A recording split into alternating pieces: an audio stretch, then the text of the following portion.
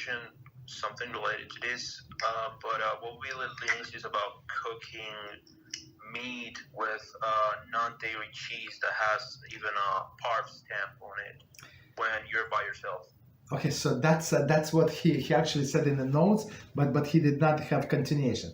So today, where I live, there are some restaurants, and they actually serve. So everybody knows that it's a Mechadrin restaurant. They serve only kosher, and they have burgers, and people eat on the street. It's not proper. That's a different story. Although they eat next to the window, of course, everything kosher. So on top of this burger, they have a piece of cheese. So it's not even private. I'm talking about private. So it's publicly they eat because everybody knows there is a part of cheese. It's made of. What's it made of? It's not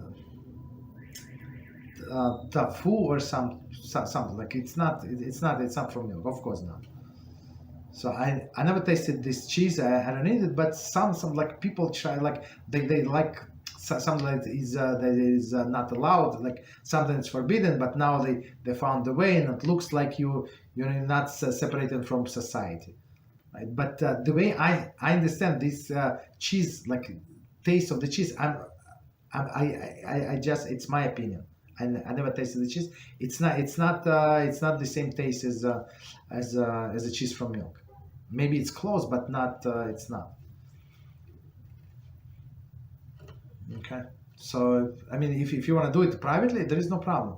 If you do it even publicly, but everybody knows, there is no problem.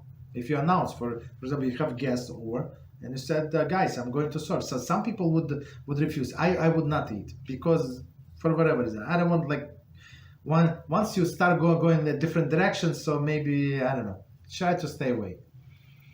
Okay, but technically it is not forbidden. Yeah, so because again everybody knows there is a part of cheese.